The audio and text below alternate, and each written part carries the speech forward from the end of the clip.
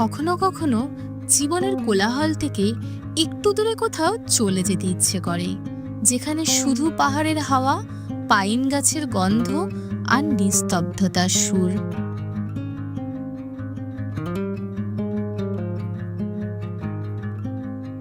অনেকে বলে পাহাড়ের শান্তি খুঁজতে অনেক দূরে যেতে হয়, কিন্তু যদি আমি বলি একটা জায়গা আছে যেখানে মেঘ তোমার সঙ্গে হাঁটে, কফির গন্ধে বাতাস ভরে ওঠে আর জীবনের প্রতিটা মুহূর্ত ছবির মতো সুন্দর লাগে, হ্যাঁ, এটাই সেই জায়গা, দারিংবাড়ি।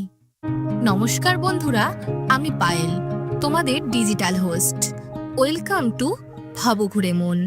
রাতের শহর কলকাতা যখন ঘুমোতে যাচ্ছে, তখন আমি বেরিয়ে পড়েছিলাম এক পাহাড়ি গল্পের খোঁজে। হঠাৎ প্ল্যান হওয়ায় ট্রেনে টিকিট পাইনি, তাই আমরা কলকাতার বাবুঘাট থেকে বাস ধরে নিয়েছিলাম উড়িষ্যার ব্রহ্মপুর যাব জন্য। এই হলো সত্যদা, আমাদের ট্যুর অপারেটর। এনার সাথেই আমরা ব্রহ্মপুরে নেমে বেরিয়ে পড়েছিলাম ঘোরার জন্য। শুরুতেই ডাবের জল খেয়ে কিছুটা এনার্জি নিয়ে তারপর আমরা চলে এসেছিলাম এই দোকানে ব্রেকফাস্ট করতে। উড়িষ্যায় ব্রেকফাস্টে সাধারণত ইডলি, ধোসা এই ধরনের খাবারই বেশি প্রচলিত, তো আমরাও এই দোকানটি থেকে ধোসা নিয়ে নিয়েছিলাম। চলো এবার আমরা ব্রেকফাস্ট সেরে ফেলি আর তারপর বেরিয়ে পড়ি আমাদের অপূর্ব সুন্দর এই দারিংবাড়ির যাত্রায়। যাত্রার শুরুতেই সত্যদা ছানা পোড়া নিয়ে এলো। এটা খেয়ে আমরা শুরু করলাম আমাদের এই অপূর্ব সুন্দর যাত্রা। প্রকৃতি যেন আস্তে আস্তে ফিস ফিস করে বলছে, স্বাগতম দারিংবাড়িতে। আজকে আমাদের দারিংবাড়ির এই ভ্রমণের প্রথম দিন। আমরা এখানে 2 রাত 3 দিন থাকবো। আজকে প্রথম দিন কিছু সাইট সিন করতে করতে আমরা সন্ধ্যার দিক করে হোটেলে পৌঁছবো। তো আজকের এই জার্নির প্রথমেই আমরা চলে এসেছি করঞ্জয়ী মাতার মন্দিরে।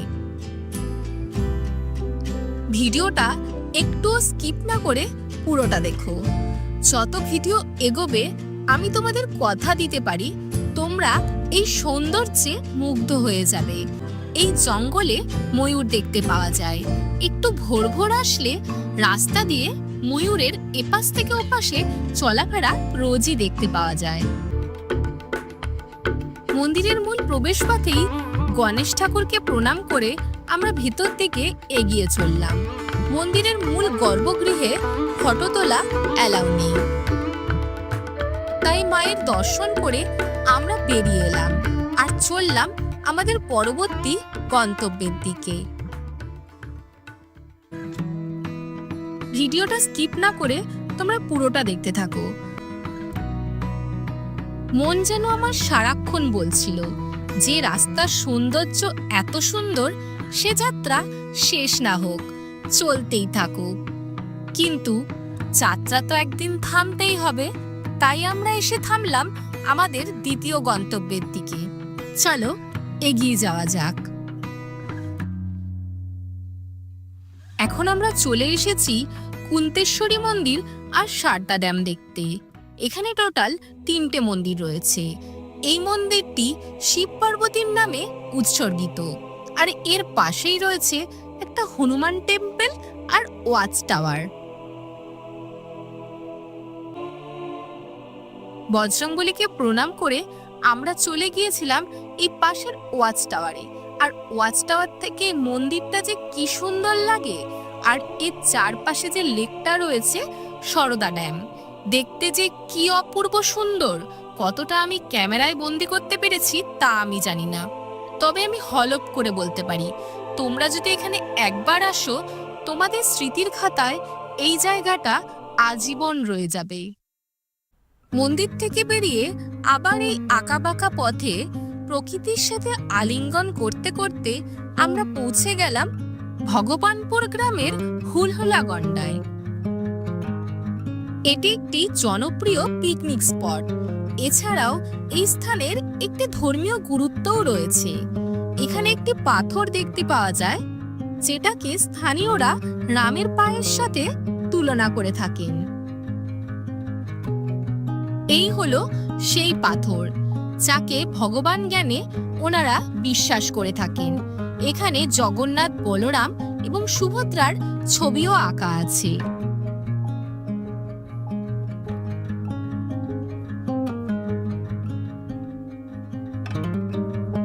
পাহাড়ের এই অপূর্ব সুন্দর রাস্তা দিয়ে এই 360 ভিউ পয়েন্ট দেখে আমরা সন্ধ্যায় পৌঁছে গেলাম আমাদের আজকের হোটেলে। দারিংবাড়িতে এই পদ্মা হোটেলেই আমরা দুরাচ্ছিলাম। এখানে নন এসি রুমের ভাড়া 1000 টাকা একদিনের জন্য। আজকে দুপুরে লাঞ্চ তেমন ভাবে করার টাইম পাইনি, তাই একেবারে ডিনার সেরে আমি একটু বেরিয়ে পড়েছিলাম এই আশপাশটা ঘুরে দেখার জন্য। একটু ঘোরাঘুরি করে এসেই তাড়াতাড়ি শুয়ে পড়েছিলাম, কারণ কাল আবার সকাল সকাল উঠতে হবে। আজ আমাদের দারিংবাড়ি ট্যুরের দ্বিতীয় দিন। আজকে ঘুরতে বেরোনোর আগে চলুন আমরা আমাদের ট্যুর অপারেটর সত্যদার মুখ থেকে পুরো ট্যুর সম্পর্কে কিছু কথা শুনে নিই। সত্যদা, দারিংবাড়ি ট্যুর কদিন, কিরকম হয়, কি প্যাকেজ আছে, সিঙ্গেল আসলে কি, পুরো ডিটেলস তুমি যদি একটু বলে দাও। দারিংবাড়ি ঘুরবে তো শুধু দারিংবাড়ি ঘুরবে তো 2 রাত 3 দিন। দারিংবাড়ি সহ গোপালপুর ঘুরবে তো 3 রাত 4 দিন। ওইসব মেম্বার হিসাবে আমি গাড়ি দেবো। আপনার 4 জন মেম্বার আসলে 4 সিটার গাড়ি, 8 জন আসলে 8 সিটার গাড়ি দেবো, আর তার থেকে ইয়ে হলে বড় গাড়ি দেবো। বাকি আপনার চ্যানেল থেকে থ্রুতে আসবে, আর তার থেকে ডিসকাউন্ট করে নেবো, টেনশন নেই। আর এমনি আমি কাস্টমার মতন আপনি দেখে না, আমি ফ্যামিলি মতন দেখে আমি ঘুরাবো। একদম একদম, এটা একদম ঠিক। পুরো ফ্যামিলির মতো করেই সত্যদা দেখে, ভীষণ খেয়ালও রাখে। যা কিছু অসুবিধা হবে বললেই সত্যদা সেটা দেখে নেয়। পুরো ফ্যামিলিয়ার। তোমরা আসলে অবশ্যই সত্যদার সাথে যোগাযোগ করো। রাস্তার অপর দিকের ওই দোকানটা থেকেই আমরা ব্রেকফাস্ট করেছিলাম। চলো তাহলে সকালবেলা এখন ব্রেকফাস্টটা করে নেওয়া যাক, তারপর শুরু করবো আজকে আমাদের ডে 2। এই দোকানটি বেশ জনপ্রিয়, আর এখানেও সেই সাউথ ইন্ডিয়ান খাবারই পাওয়া যাচ্ছিল। এই দোকানটি এখানকার বেশ জনপ্রিয়। অনেক মানুষ দেখছিলাম এখানে এসে সকালের ব্রেকফাস্ট খাচ্ছিলেন, আর অনেক টুরিস্টও ছিল। আমরাও কিছু খাবার অর্ডার করে নিয়েছিলাম। চলো খেয়ে নেওয়া যাক।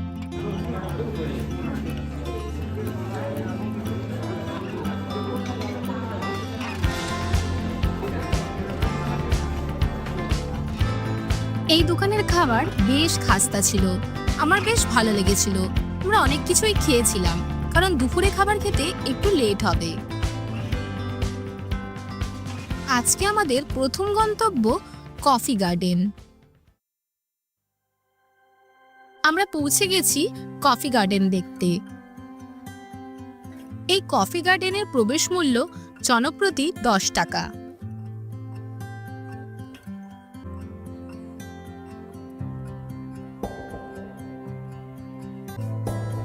ওই দেখো কত গোলমরিচ হয়েছে। দেখুন কি সুন্দর কফি হয়েছে।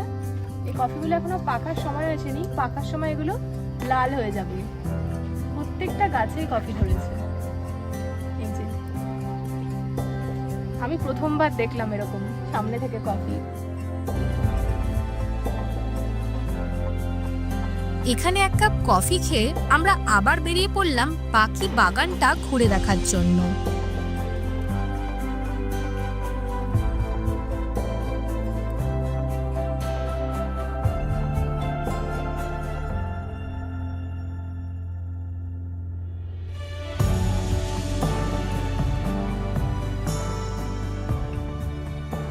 কফি বাগান দেখে এবার আমরা বেরিয়ে পড়লাম আমাদের পরবর্তী গন্তব্য হিলভিউ পার্কের দিকে।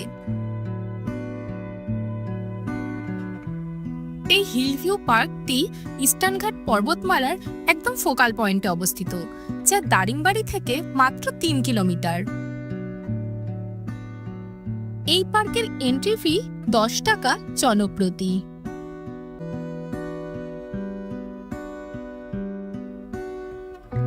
এই পার্কটিতে একটা ওয়াচ টাওয়ার আছে, যেখান থেকে খুব সুন্দর ভিউ দেখতে পাওয়া যায়। এই ওয়াচ টাওয়ারটি থেকে সুন্দর ভ্যালি, পাইন ফরেস্ট এইসব কিছু দেখতে পাওয়া যায়। হিল ভিউ পার্ক, এখান দিয়ে এসে মিডিলে রাস্তা, তারপর ওই পাশটা গেলে একটা খুব সুন্দর ভ্যালি আছে।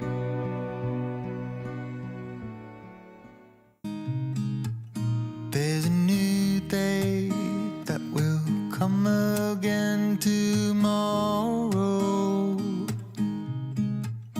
There's a new day.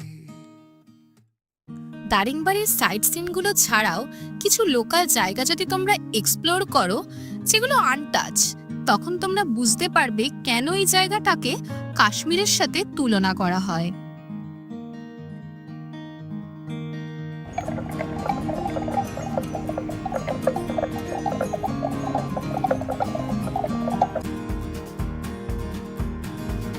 এখন আমরা চলে এসেছি লাভার্স পয়েন্ট দেখতে।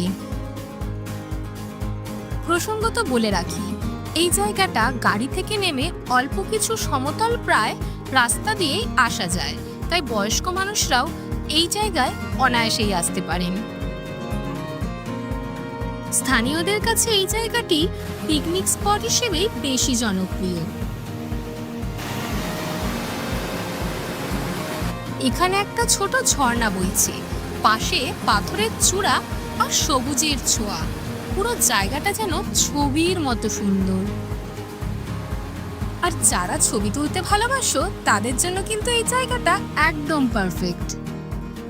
সে কিছুক্ষণ সময় কাটিয়ে আমরা বেরিয়ে পড়লাম আমাদের পরবর্তী গন্তব্যের দিকে।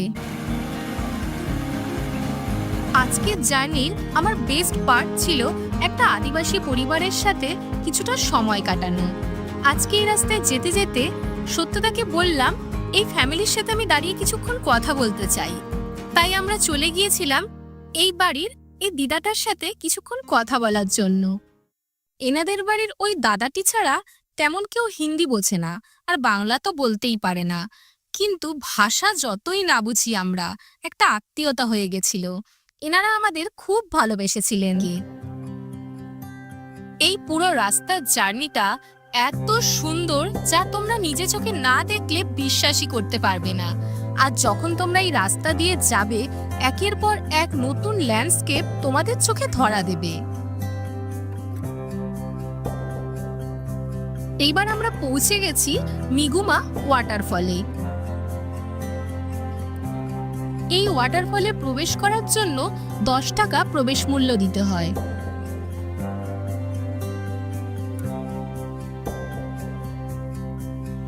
মেন গেট থেকে টিকিট কেটে একটা স্টিক নিয়ে আমরা এগিয়ে চললাম ওয়াটারফলের দিকে। দারিংবাড়ি ট্যুরের মেন আকর্ষণই হলো এখানকার ল্যান্ডস্কেপ আর ওয়াটারফল। আমার তো দারুণ লেগেছে, তোমরাও এসো, তোমাদেরও দারুণ লাগবে।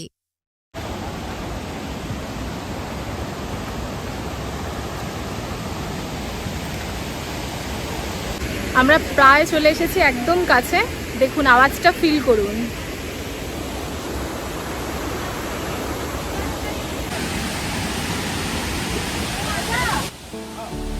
দেখে রাস্তাটা সহজ লাগলেও এই ওপরটাতে উঠতে কিন্তু যথেষ্ট বেগ পেতে হয়।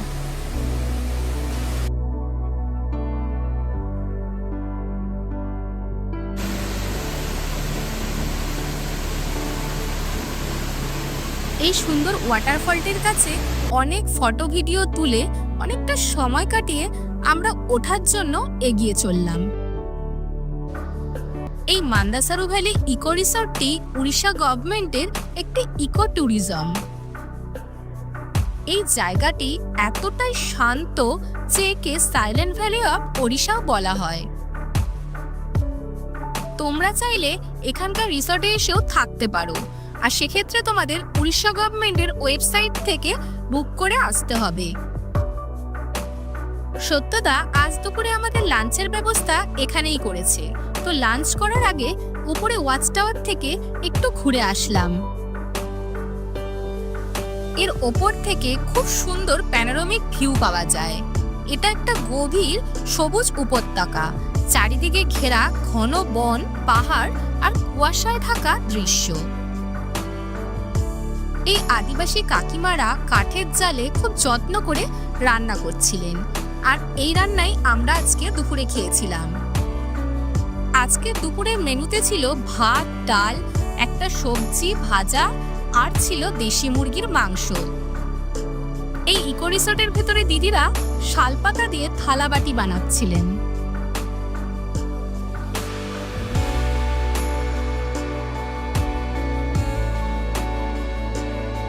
দারিংবাড়িতে বেশিরভাগ আদিবাসী বাড়িতেই এরকম ওয়েডিং নেম প্লেট আঁকা দেখেছিলাম দেওয়ালে, যেটা আমার কাছে খুব ইউনিক লেগেছিল।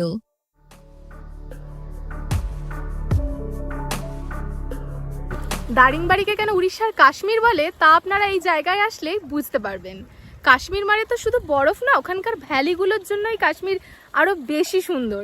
আর সেখানেও সেম এই জায়গাটায় এত সুন্দর ভ্যালি ভিউ, সে ছোটোবেলায় ছবিতে আঁকতাম যেমন একটা পুকুর, পাশে একটা বাড়ি, পিছনে পাহাড়, সেই রকম এত সুন্দর। আর এই যে চারপাশটা দেখছেন, এখানে ধান চাষ হচ্ছে। আমি চেষ্টা করেছি অনেকটা ভিডিওতে কভার করার, আর বাকিটা তো আপনাদের নিজের চোখে দেখেই এটাকে উপভোগ করতে হবে। অসাধারণ সুন্দর একটা জায়গা। আরও অনেক জায়গায় গেছি যেগুলো সত্যি আমার এই ভ্যালিগুলোর জন্যই মনে হচ্ছে এর সাথে মানে কাশ্মীরে যে তুলনা করাটা, এটা সার্থক। পুরো ভিডিওটা দেখতে থাকুন, বুঝতে পারবেন কেন এটা উড়িষ্যার কাশ্মীর।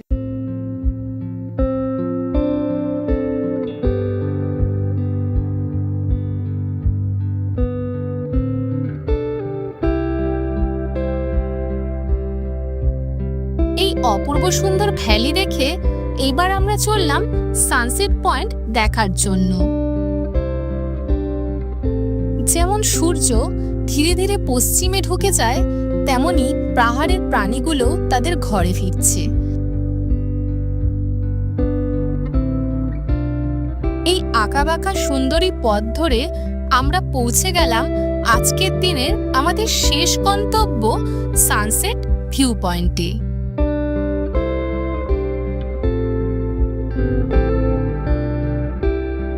তৃতীয় দিনে দারিংবাড়িতে তোমাদের সবাইকে স্বাগতম। আজকে আমরা চলে এসেছি তৃতীয় দিনে আমাদের প্রথম গন্তব্য দারিংবাড়ির পাইন ফরেস্ট দেখতে। এই পাহাড়ের পাইন বন শুধু গাছ নয়, এগুলো গল্পে ভরা, স্মৃতিতে ভরা, আর নীরবতায় ভরা। প্রতিটি পাতায়, প্রতিটি ছায়ায় যেন ছড়িয়ে আছে দারিংবাড়ির প্রাণ। যখন তুমি এখানে হাঁটছো, তুমি কেবল পথ নয়, প্রকৃতির হৃদয়ও অনুভব করছো।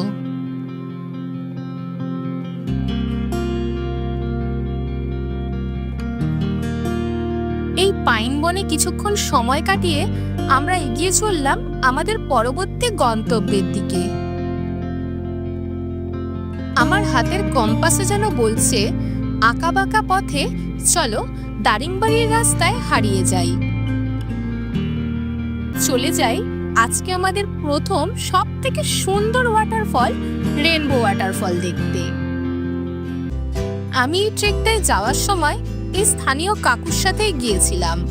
আমার মনে হয় এই অচেনা জায়গাগুলোতে যখন আমরা কোনো ট্রেক করে ওয়াটারফল বা কোনো কেভ দেখতে যাই, স্থানীয়দের সাহায্য নেওয়া যেতেই পারে বা নেওয়া উচিত। এই রেনবো ওয়াটারফল যাওয়ার রাস্তাটা কিন্তু বেশ সুন্দর, অ্যাডভেঞ্চারাস ছিল। আমার তো বেশ মজা লাগছিল। বর্ষার পর পর বা বর্ষাকালে গেলে ওয়াটারফলগুলো পুরো অ্যাক্টিভ থাকে, তখন দেখতে বেশ সুন্দর লাগে। ওই যে চলে এসেছে আমাদের সুন্দরী আজকের show stopper rainbow waterfall.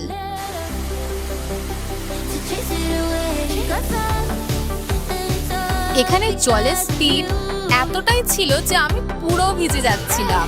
Photo তোলার জন্য তাই আমি ছাতা নিয়ে দাঁড়িয়ে পড়েছিলাম, যদিও তারপরেও আমি ভিজে গিয়েছি।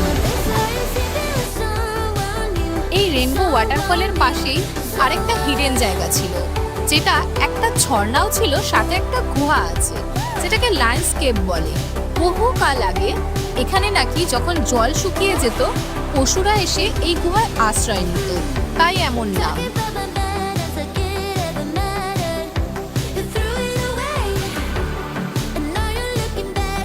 তবে রাস্তাটা কিন্তু যথেষ্ট চ্যালেঞ্জিং, তাই জন্য এখানে আসলে গাইডের সাথে সাহায্য নিয়ে আসাই ভালো।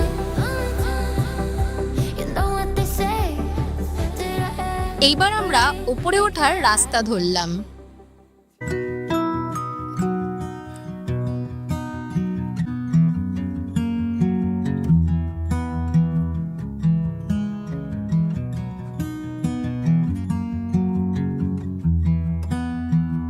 প্রসঙ্গত বলে রাখি, এটা কিন্তু কোনো সাধারণ কুয়াশায় ঢাকা রাস্তা নয়।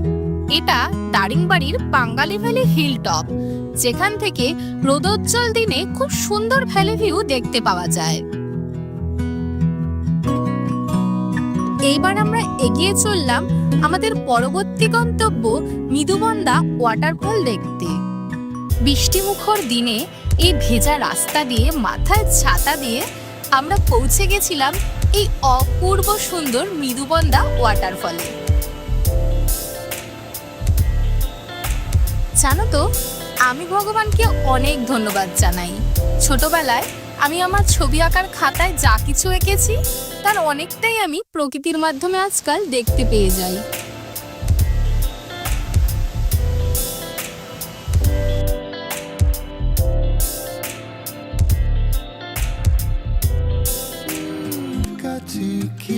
আমরা এখন চলে এসেছি অপূর্ব সুন্দর সোনাপুর ভ্যালি দেখতে। Cause I promise you this.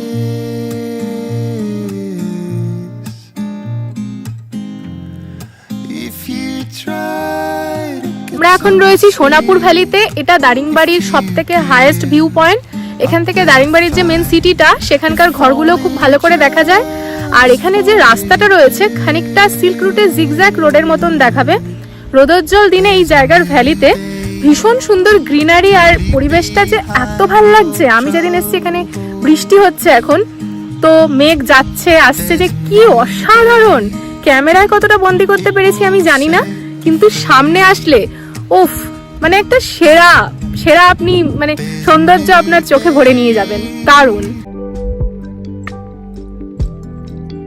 আমি যতটা বলি তার থেকেও বেশি আমি অনুভব করি। এখন আমরা চলে এসেছি হরভঙ্গি ড্যাম দেখতে। একদিকে পাহাড়, তার নিচে ড্যামের এত স্বচ্ছ জল, আরেক দিকে সুন্দর উপত্যকা। যারা অল্প দিনের ছুটিতে অনেকটা রিফ্রেশমেন্ট পেতে চাও, তারা কিন্তু এই ভিডিওটা একটুও স্কিপ করো না, পুরোটা দেখো।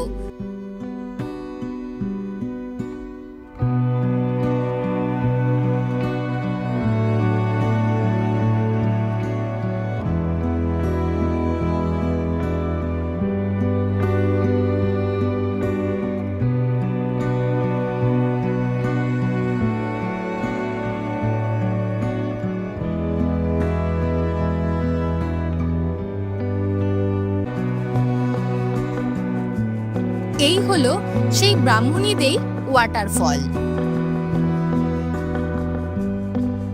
বর্ষার পর সব ওয়াটারফল অ্যাক্টিভ থাকে, সেই জন্যই ওয়াটারফল দেখতে যেতে হলে সবসময় বর্ষার পরপর যাওয়াই ভালো, যেমন সেপ্টেম্বর, অক্টোবর।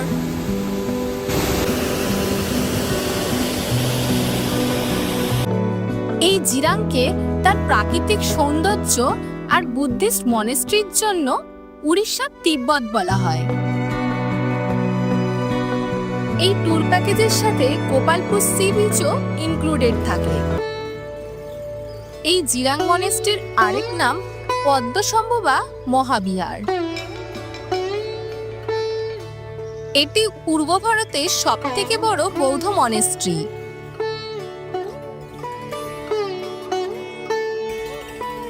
2010 সালে দালাই লামা এই মনেস্ট্রিটির উদ্বোধন করেন।